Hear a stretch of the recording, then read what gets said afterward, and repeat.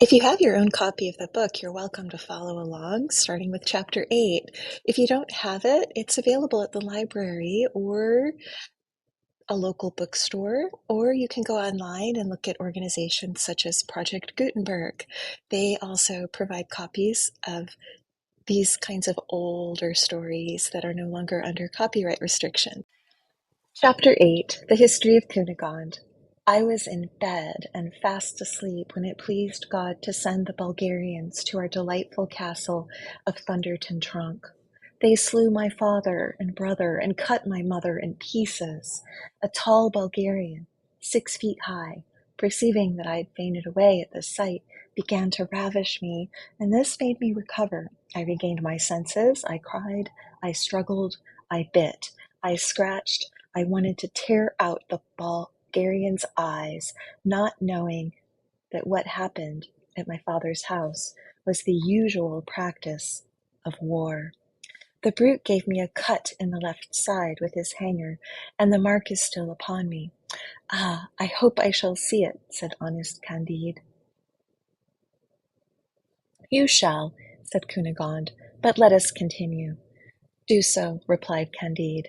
Thus she resumed the thread of her story. A Bulgarian captain came in, saw me all bleeding, and the soldier not in the least disconcerted. The captain flew into a passion at the disrespectful behavior of the brute, and slew him on my body. He ordered my wounds to be dressed, and took me to his quarters as prisoner of war. I washed the few shirts that he had, and I did his cooking. He thought me very pretty. He avowed it. On the other hand, I must own he had good shape and soft skin, but he had little or no mind or philosophy, and you might see plainly that he had never been instructed by Dr. Pangloss. In 3 months' time, having lost all his money, and being grown tired of my company, he sold me to a Jew named Don Issachar, who traded to Holland and Portugal, and had a strong passion for women. This man was much attached to my person, but could not triumph over it. I resisted him better than the Bulgarian soldier. A modest woman may be ravished once, but her virtue is strengthened by it. In order to render me more tractable, he brought me to this country house. Hitherto I had never imagined anything could equal the beauty of Thunderton Tronk Castle, but I found I was mistaken. The Grand Inquisitor, seeing me one day at Mass, stared long at me and sent to tell me that he wished to speak on private matters, and I was conducted to his palace, where I acquainted him with the history of my family, and he represented to me how much it was beneath my rank to belong to an Israelite.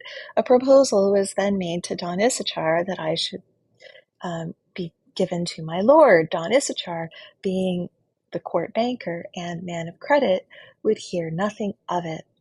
The inquisitor threatened him with auto da fe, and at last my Jew, intimidated, concluded a bargain by which the house and myself should belong to both in common. The Jew should have for himself Monday, Wednesday, and Saturday, and the inquisitor should have the rest of the week. It is now 6 months since this agreement was made. Quarrels have not been wanting, for they could not decide whether the night from Saturday to Sunday belonged to the old law or the new. For my part, I have so far held out against both, and I verily believe that this is the reason why I'm still beloved. At length, to avert the scourge of earthquakes, and to intimidate Don Issachar, my Lord Inquisitor was pleased to celebrate an auto da fe. He did me the honor to invite me to the ceremony, and I had a very good seat. The ladies were served with refreshments between Mass and the execution. I was, in truth, seized with horror at the burning of those 2 Jews, and of the honest Biscayner who had married his godmother. But what was my surprise, my fright, my trouble, when I saw in a San Benito a mitre, a figure which resembled that of Pangloss. I rubbed my eyes, I looked at him attentively, I saw him hung. I fainted, and scarcely had I recovered my senses that I saw you, stripped and stark naked, and this was the height of my horror, consternation, grief, and despair. I tell you truthfully, you are more perfect than that of my Bulgarian captain. This spectacle redoubled all the feelings which overwhelmed and devoured me. I screamed out and would have said, "Stop, barbarians!" but my voice failed me. My cries would have been useless after you had been severely whipped. "How is it possible," said I, "that the beloved Candide and the wise Pangloss should both be at Lisbon, the one to receive 100 lashes, and the other to be hanged by the Grand Inquisitor, of whom I am the well-beloved? Pangloss most cruelly deceived me when he said that everything in the world is for the best." Agitated, lost, sometimes beside myself, and sometimes ready to die of weakness, my mind was filled with the massacre of my father, mother, and brother, with the insolence of the ugly Bulgarian soldier, and the stab that he gave me, with my servitude under the Bulgarian captain, with my hideous Don Issachar, with my abominable inquisitor, with the execution of Dr. Pangloss, with the grand misery to which they whipped you, and especially with the kiss I gave you behind the screen the day that I had last seen you. I praised God for bringing you back to me after so many trials, and I charged my old woman to take care of you and to conduct you hither as soon as possible. She has executed her commission perfectly well. I have tasted the inexpressible pleasure of seeing you again, of hearing you, of speaking with you. But you must be hungry. For myself, I am famished. Let us have supper." They both sat down to table, and when supper was over, they placed themselves once more on the sofa, where they were when Don Issachar arrived. It was the Sabbath, and Issachar had come to enjoy his rights and to explain his tender love. Chapter 9. What became of Cunegonde, Candide, the Grand Inquisitor, and the Jew? This Issachar was the most choleric Hebrew that had ever been seen in Israel since the captivity in Babylon. "What," said he, "thou beach of Galilean, was not the Inquisitor enough for thee? Must this rascal also share with me?"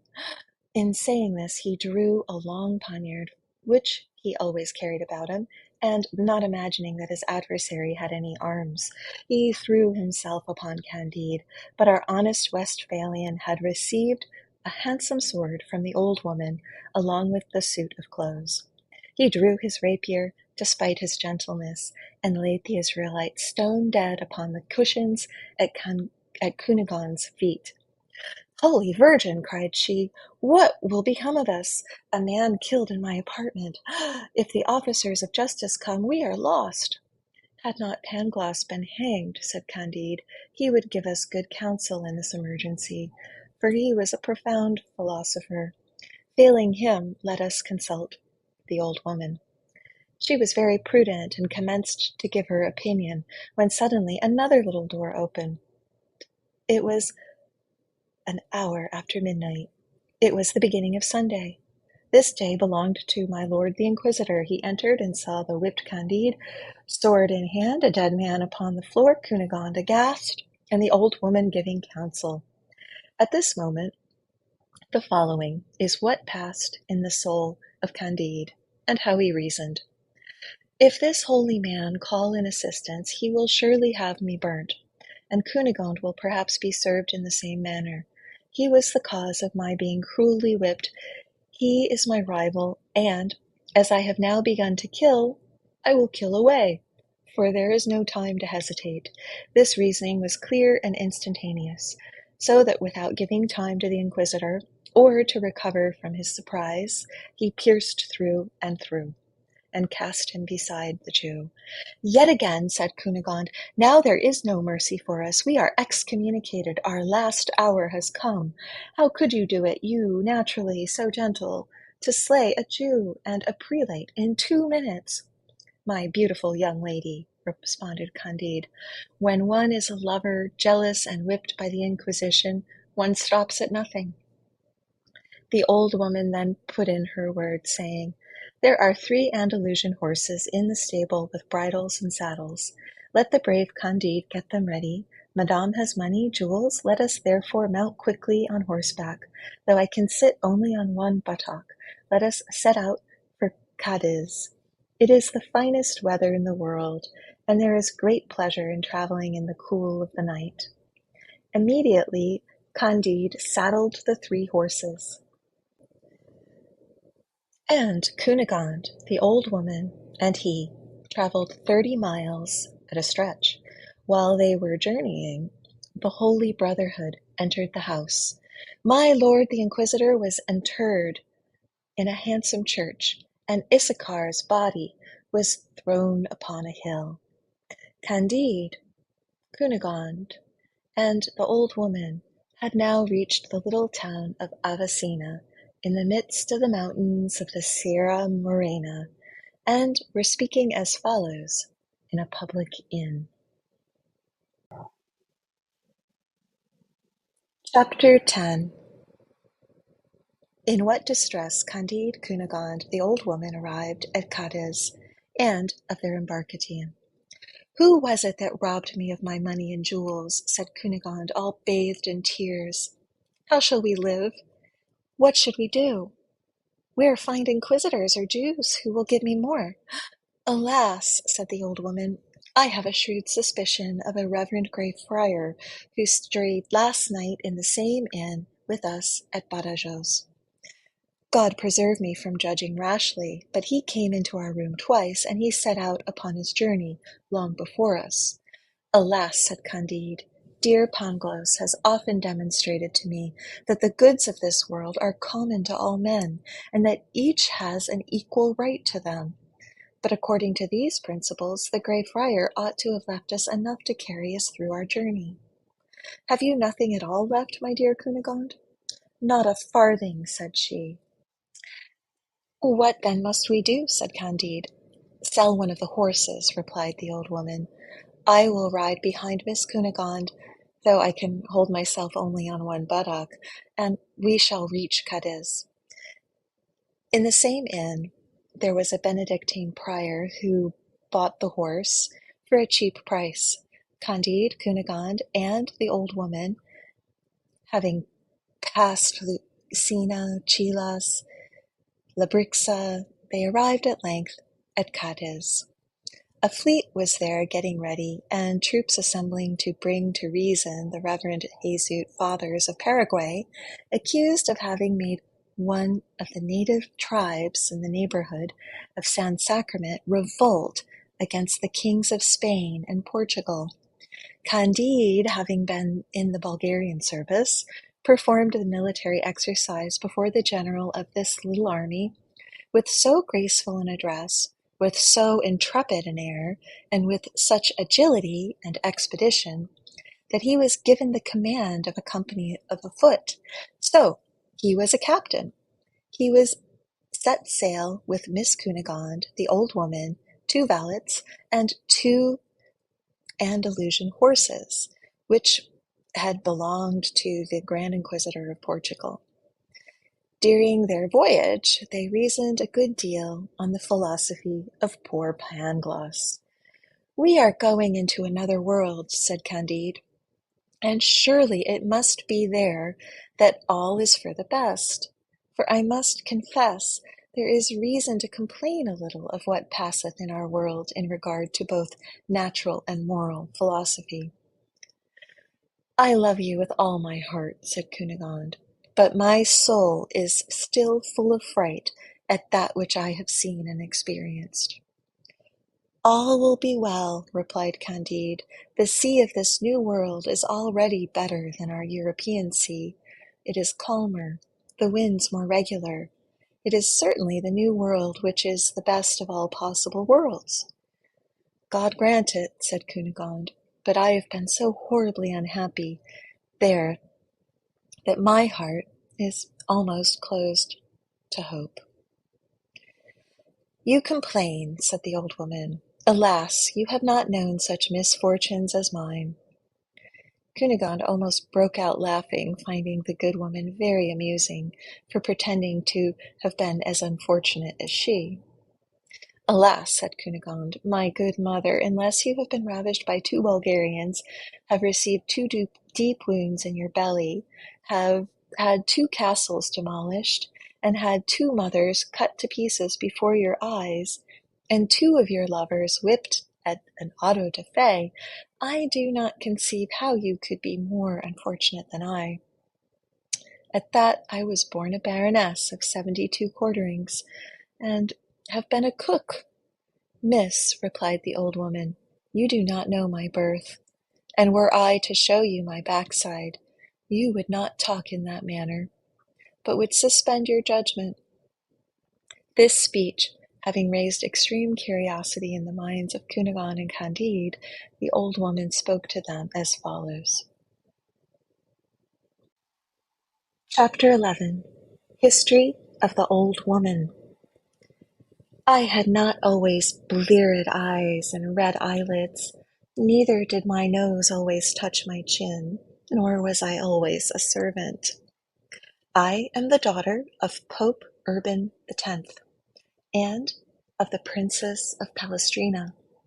Until the age of 14 I was brought up in a palace, to which all the castles of your German barons would scarcely have served for stables, and one of my robes was worth more than all the magnificence of Westphalia.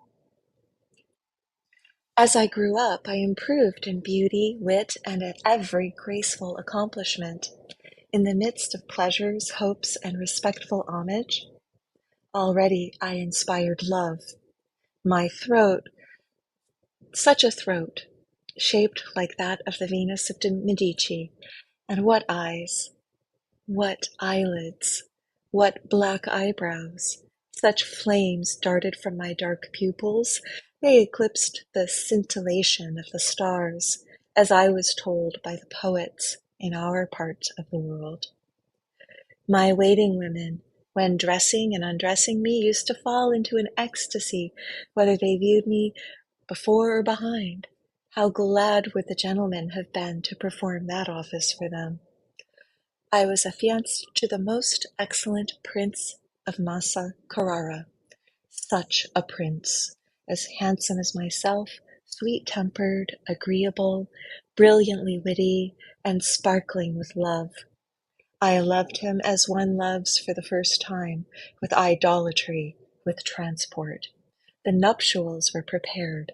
There was surprising pomp and magnificence.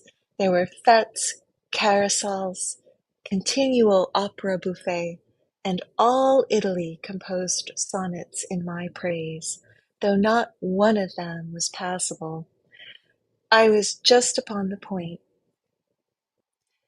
of reaching the summit of bliss when an old marchioness who had been mistress to the prince, my husband, invited him to drink chocolate with her. He died in less than 2 hours of most terrible convulsions. But this is only a bagatelle. My mother, in despair, and scarcely less afflicted than myself, determined to absent herself for some time for so fatal a place. She had a very fine estate in the neighborhood of Gaeta. We embarked on board a galley of the country, which was gilded like the great altar of St. Peter's at Rome. A Sally corsair swooped down and boarded us. Our men defended themselves like the Pope's soldiers. They flung themselves upon their knees, they drew down their arms, begging of the corsair an absolution in articulo mortis. Instantly they were stripped as bare as monkeys. My mother, our maids of honor, and myself were all served in the same manner. It is amazing with what expedition those gentry undress people, but what surprised me most was that they thrust their fingers into the parts of our bodies which the generality of women suffer no other instrument but pipes to enter. It appeared to me a very strange kind of ceremony, but thus one judges of things when one has not seen the world. I afterward learned that it was to try whether we had concealed any diamonds. This is the practice established from time immemorial among the civilized nations that scour the seas. I was informed that the very religious Knights of Malta never fail to make this search when they take any Turkish prisoners of either sex. It is a law of nations from which they never deviate. I need not tell you how great a hardship it was for a young princess and her mother to be made slaves and carried to Morocco. You may easily imagine all we had to suffer on board the pirate vessel. My mother was still very handsome. Our maids of honor, and even our waiting women, had more charms than are to be found in all of Africa. As for myself, I was ravishing, was exquisite, grace itself, and I was a virgin. I did not remain so long. This flower, which had been reserved for the handsome Prince of Massa Cassara, was plucked by the corsair captain. He was abominable, and yet believed he did me a great deal of honor.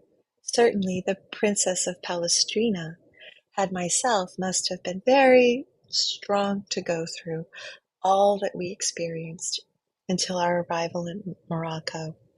But let us pass on. These are such common things as not to be worth mentioning. Morocco swam in blood when we arrived.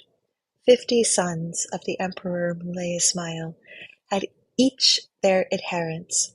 This produced 50 civil wars of blacks against blacks, blacks against Tawnies, Tawnies against Tawnies, mulattoes against mulattoes. In short, it was a continual carnage throughout the empire. No sooner were we landed than the blacks of a contrary faction to that of my captain attempted to rob him of his booty. Next to the jewels and gold, we were the most valuable things he had. I was witness to such a battle as you have never seen. The northern nations have not the heat in their blood, nor that raging lust for women, so common in Africa. It seems that you have only milk in your veins, but it is vitriol, it is fire which runs in those inhabitants of Mount Atlas and neighboring countries. They fought with fury of the lions, tigers, and serpents of the country, to see who should have us. A Moor seized my mother by the right arm, while my captain's lieutenant held her by the left. A Moorish soldier held her by one leg, and one of our corsairs held her by the other.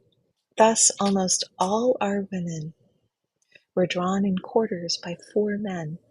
My captain concealed behind me, and with his drawn scimitar cut and slashed every one that opposed his fury. At length I saw all our Italian women, and my mother herself, torn, mangled, massacred by the monsters who disputed over them.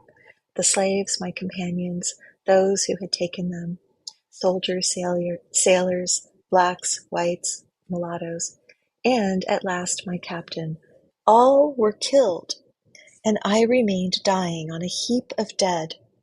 Such scenes as this were transacted through an extent of 300 leagues, and yet they never missed the 5 prayers a day.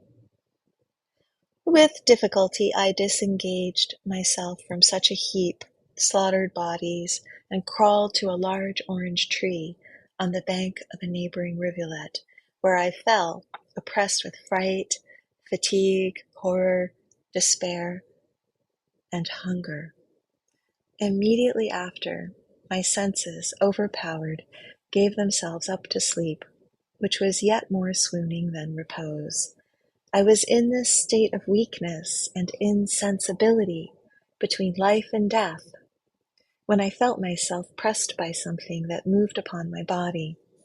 I opened my eyes and saw a man of good countenance, who sighed and said beneath his teeth, "O che sicuro d'essere senza coglioni."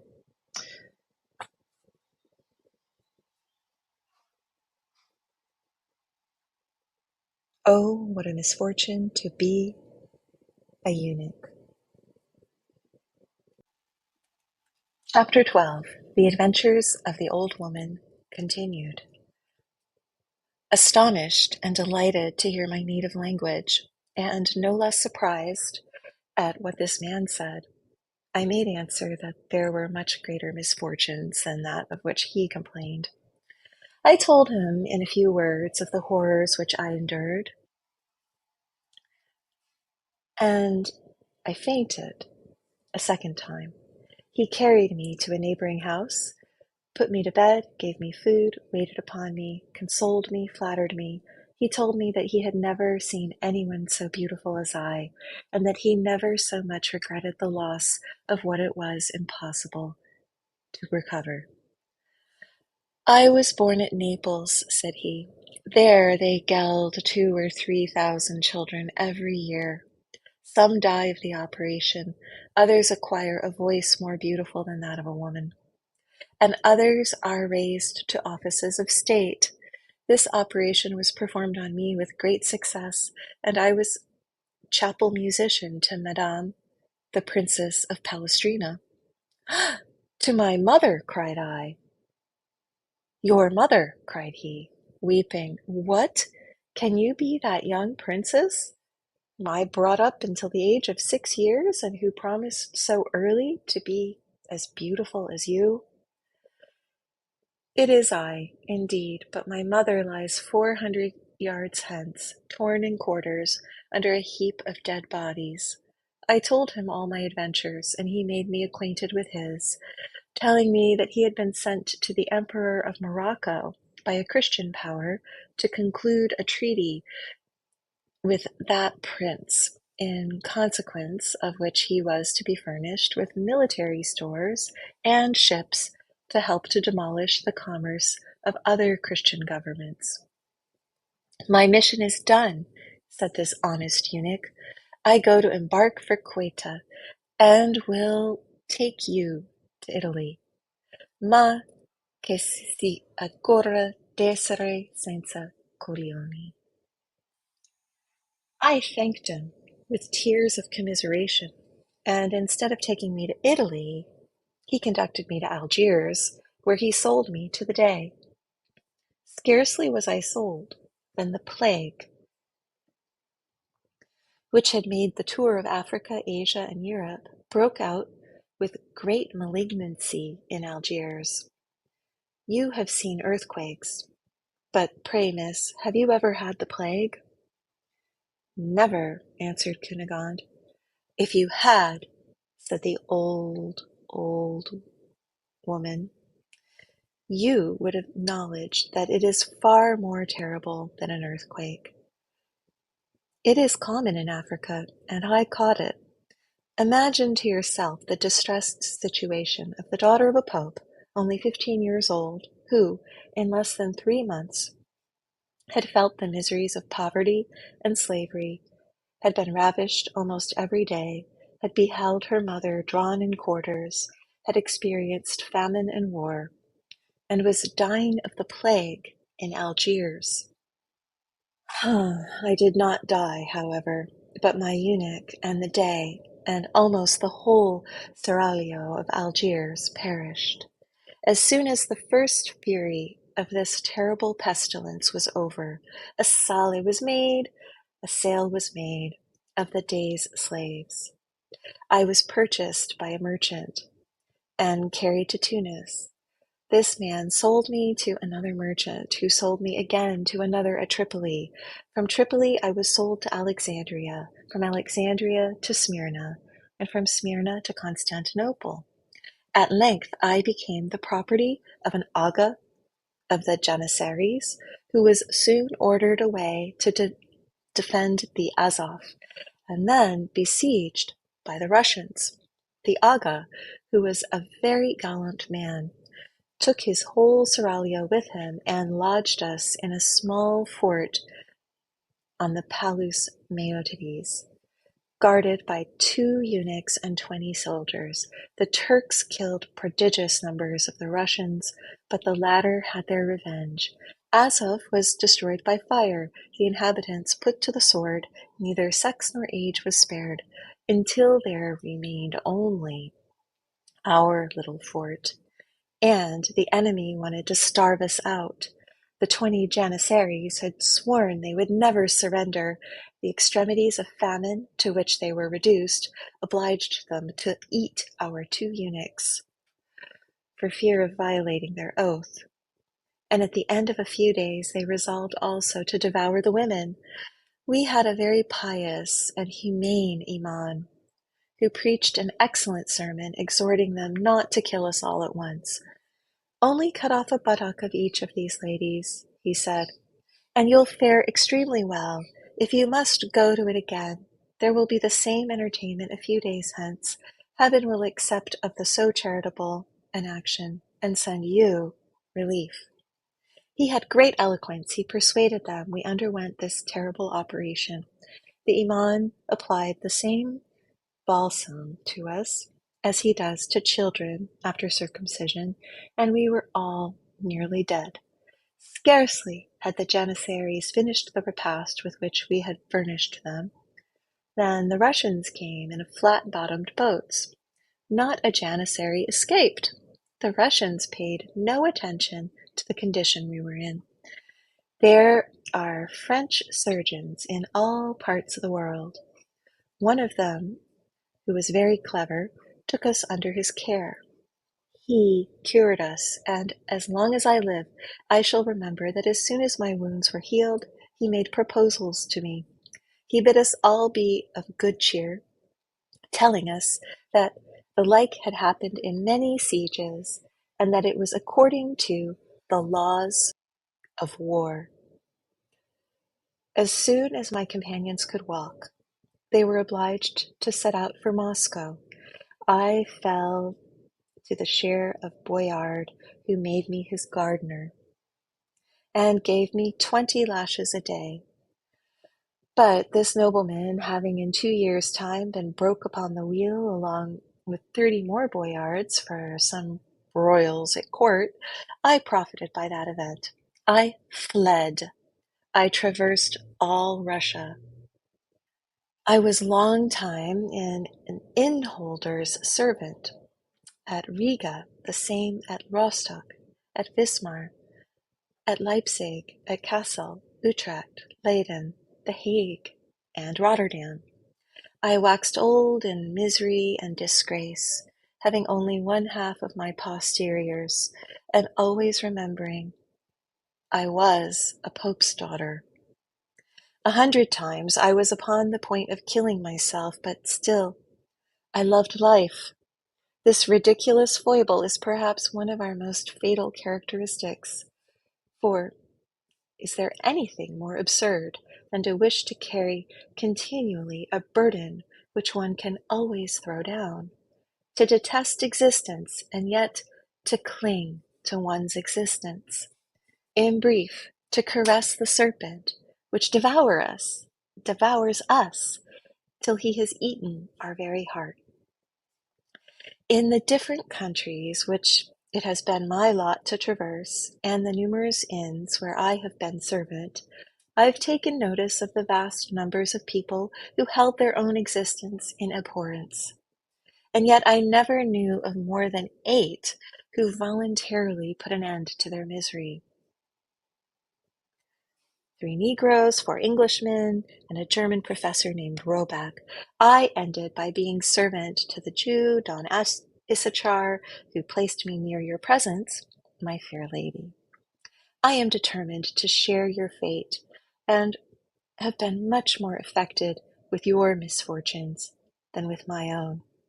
I would never even have spoken to you of my misfortunes had you not piqued me a little, and if it were not customary to tell stories on board a ship in order to pass away the time. In short, Miss Cunegonde, I have had experience. I know the world. Therefore, I advise you to divert yourself, and prevail upon each passenger to tell his story. And if there be of them all that has not cursed his life many a time, that has not frequently looked upon himself as the unhappiest of mortals, I give you leave to throw me head foremost into the sea. Chapter 13. how Candide was forced away from his fair Cunegonde and the old woman. The beautiful Cunegonde, having heard the old woman's history, paid her all the civilities due to a person of her rank and merit. She likewise accepted her proposal and engaged all the passengers, one after the other, to relate their adventures. And then both she and Candide allowed that the old woman was in the right. "It is a great pity," said Candide, "that the sage Pangloss was hanged contrary to custom at the auto da fe. He would tell us most amazing things in regard to the physical and moral evils that overspread earth and sea, and I should be able, with due respect, to make a few objections." While each passenger was recounting his story, the ship made her way. They landed at Buenos Aires. Cunegonde, Captain Candide, and the old woman waited on the governor, Don Fernando de Barro y Figuera y Mascarenes y Lampurdas y Sousa. This nobleman had a stateliness becoming a person who bore so many names. He spoke to men with so noble disdain, carried his nose so loftily, raised his voice so unmercifully, assumed so imperious an air, and stalked with such intolerable pride, that those who saluted him were strongly inclined to give him a good drubbing. Cunegonde appeared to him the most beautiful he had ever met. The first thing he did was to ask whether she was not the captain's wife. The manner in which he asked the question alarmed Candide. He durst not say she was his wife, because indeed she was not. Neither durst he say he was his sister, because it was not so. And although this obliging lie had been formerly much in favor among the ancients, and although it could be useful to the moderns, his soul was too pure to betray the truth. "Miss Cunegonde," said he, "is to do me the honour to marry me, and we beseech your Excellency to deign to sanction our marriage." Don Fernando de Barro de Figuera y Mascarenes y Lampurdas y Sousa, turning up his mustachios, smiled mockingly and ordered Captain Candide to go and review his company. Candide obeyed. Candide obeyed, and the governor remained alone with Miss Cunegonde. He declared his passion, protesting he would marry her the next day in the face of the church, or otherwise, just as should be agreeable to herself. Cunegonde asked a quarter of an hour to consider of it, to consult the old woman, and to take her resolution. The old woman spoke thus to Cunegonde: "Miss, you have 72 quarterings, and not a farthing. It is now in your power to be wife to the greatest lord in South America, who has very beautiful mustachios. It is for you to pique yourself to inviolable fidelity. You have been ravished by Bulgarians, a Jew and an inquisitor, who have enjoyed your favors. Misfortune gives sufficient excuse. I own that if I were in your place, I should have no scruple in marrying the governor and in making the fortune of Captain Candide." While the old woman spoke with all the prudence which age and experience gave, a small ship entered the port, on board of which were the alcalde and his alguazils. And this is what happened. As the old woman had shrewdly guessed, it was a grey friar who stole Cunegonde's money and jewels in the town of Badajoz. When she and Candide were escaping, the friar wanted to sell some of the diamonds to a jeweler. The jeweler knew them to be the Grand Inquisitors. The Grand Inquisitors. The friar, before he was hanged, confessed he had stolen them. He described the persons and the route they had taken. The flight of Cunegonde and Candide was already known. They were traced to Cadiz. A vessel was immediately sent in pursuit of them.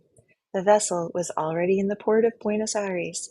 The report spread that the alcalde was going to land, and that he was in pursuit of the murderers of my lord the Grand Inquisitor.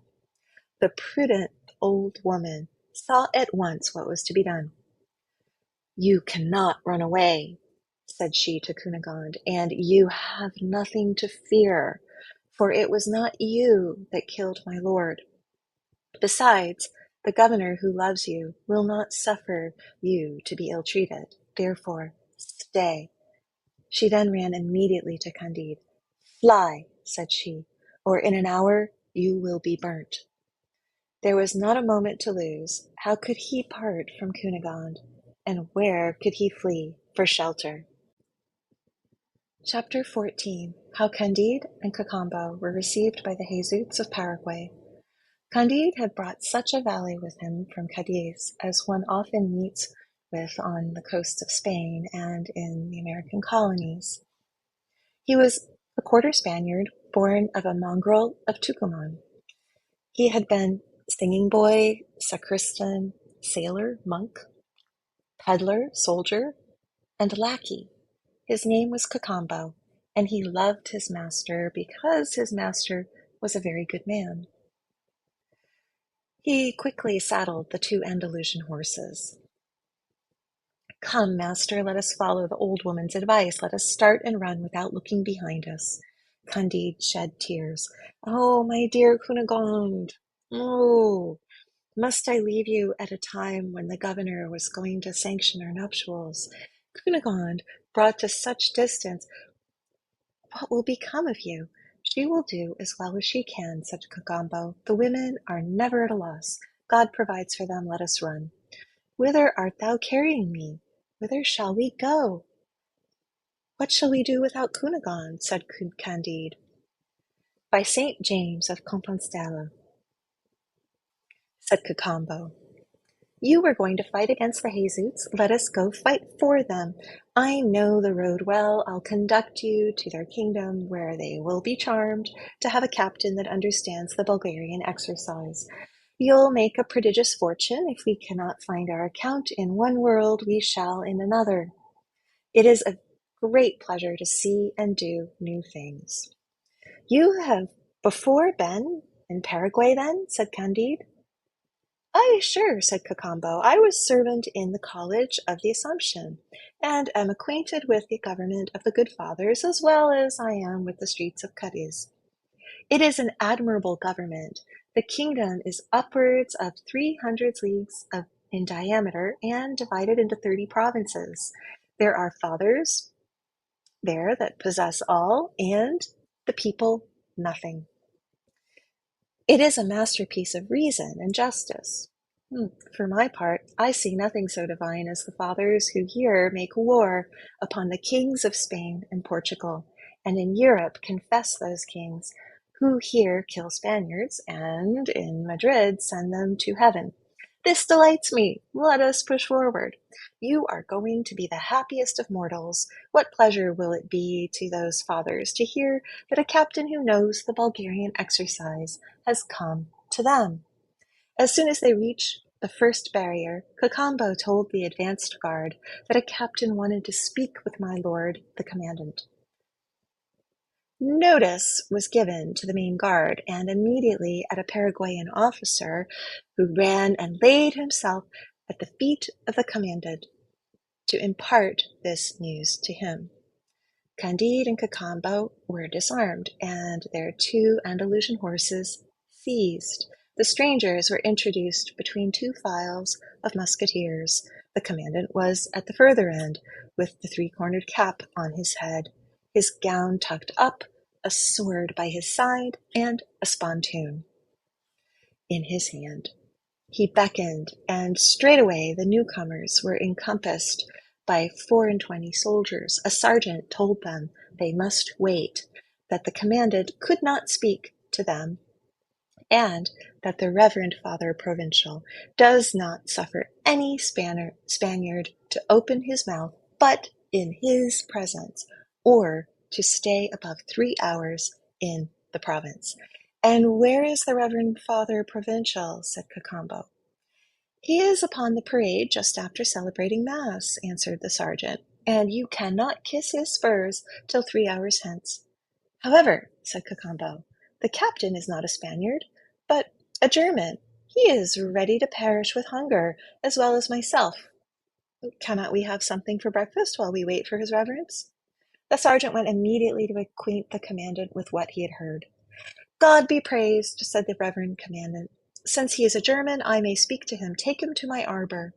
Candide was at once conducted to a beautiful summer house, ornamented with a very pretty colonnade of green and gold marble, and with trellises enclosing paroquets, hummingbirds, flybirds, guinea hens, and all other rare birds. An excellent breakfast was provided in vessels of gold, and while the Paraguayans were eating maize out of wooden dishes in the open fields and exposed to the heat of the sun, the Reverend Father Commandant retired to his arbor. He was a very handsome young man, with a full face, white skin, but high in color.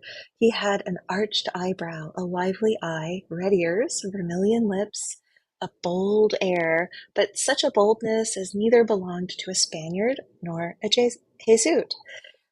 They learned to their arms, they returned to their arms to Candide and Cacambo, and also to 2 Andalusian horses, to whom Cacambo gave some oats to eat just by the arbor, having an eye upon them all the while for fear of surprise. Candide first kissed the hem of the commandant's robe, then they sat down to table. "You are, then, a German," said the Jesuit to him in that language.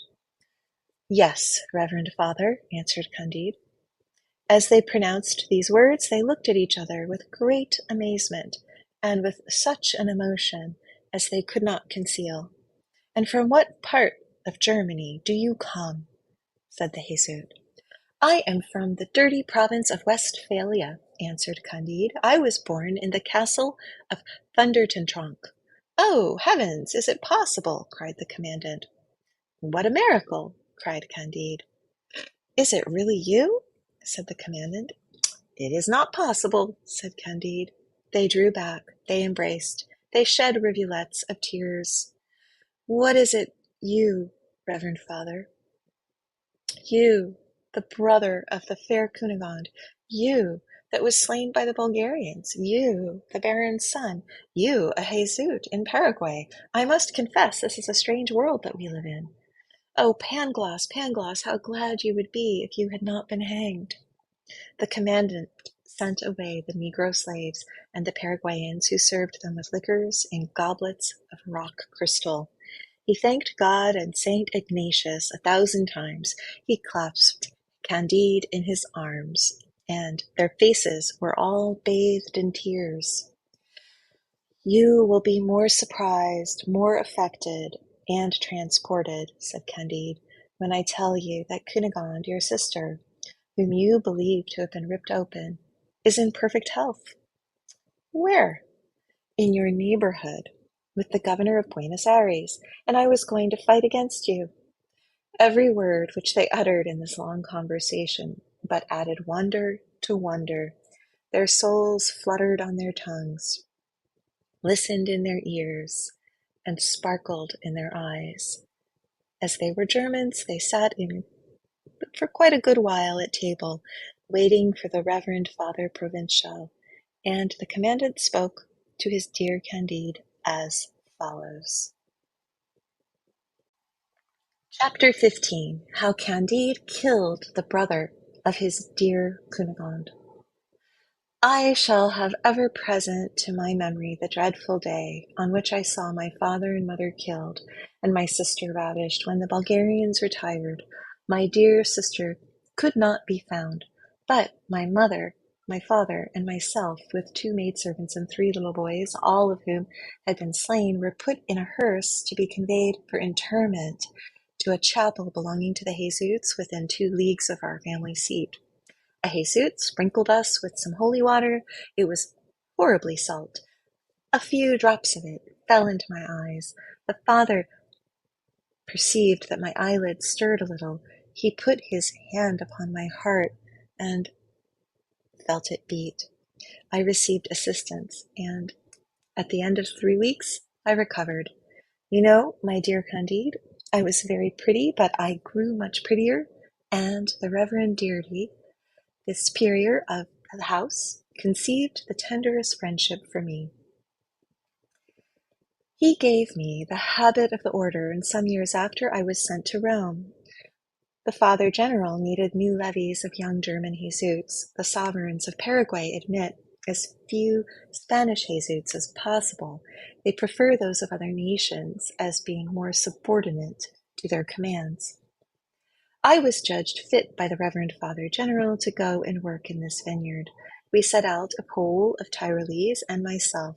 Upon my arrival, I was honored with a subdeaconship and a lieutenancy. I am today colonel and priest. We shall give a warm reception to the King of Spain's troops. I will answer for it that they shall be excommunicated and well beaten. Providence sends you here to assist us. But is it indeed true that my dear sister Cunegonde is in the neighborhood with the governor of Buenos Aires? Candide assured him on oath that nothing was more true, and their tears began afresh. The Baron could not refrain from embracing Candide. He called him his brother, his saviour. Ah, perhaps, said he, we shall together, my dear Candide, enter the town as conquerors, and recover my sister Cunegonde. That is all I want, said Candide, for I intended to marry her, and I still hope to do so. You insolent, replied Baron. Would you have the impudence to marry my sister, who has 72 quarterings? I find thou hast the most consummate effrontery to dare to mention so presumptuous a design. Candide, petrified at this speech, made answer. Reverend Father, all the quarterings in the world signify nothing. I rescued your sister from the arms of a Jew and an inquisitor. She has great obligations to me. She wishes to marry me. Master Pangloss always told me that all men are equal, and certainly I will marry her. We shall see that, thou scoundrel, said the Jesuit Baron de Thundertonk, and that instant struck him across the face with the flat of his sword. Candide in an instant drew his rapier and plunged it into the hilt of the Jesuit's belly, but in pulling it out reeking hot, he burst into tears. Good God, said he, I have killed my old master, my friend, my brother-in-law. I am the best-natured creature in the world, and yet I have already killed 3 men, and of these 2 were priests. Cacambo, who stood sentry by the door of the arbor, ran to him. We have nothing more for it than to sell our lives as dearly as we can, said his master to him. Without doubt someone will soon enter the arbor, and we must die, sword in hand. Cacambo, who had been in great many scrapes in his lifetime, did not lose his head. He took the Baron Jesuit's habit, put it on Candide, gave him the square cap, and made him mount on horseback. All this was done in a twinkling of eye.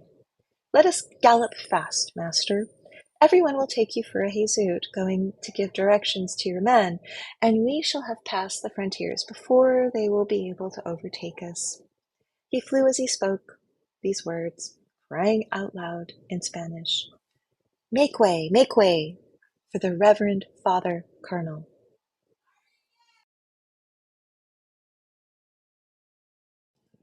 So let's reflect. Characters such as Cunegonde, the old woman, and others often compared the severity of their individual suffering. So how does this comparison influence their perspectives and the perspective of the reader toward Candide's understanding of optimism? And maybe you want to put in the comments some of your ideas. For example, you could discuss how you feel about Candide's decision not to lie when asked if he and Cunegonde were married. You could also explain your perspective on their overall situation and his decision. Thank you so much for joining us today, and I hope to see you when we finish up the remaining chapters. We're about halfway through this very ancient story.